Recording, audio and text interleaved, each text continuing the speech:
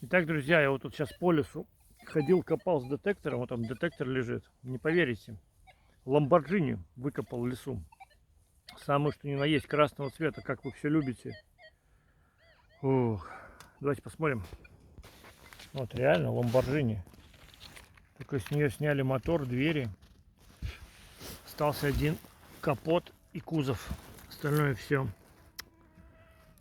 умерло. Остальное все ушло на запчасти. Ну что? Так что не повезло нам. На Ламборджини домой не поедем, поедем на троллейбусе, как всегда.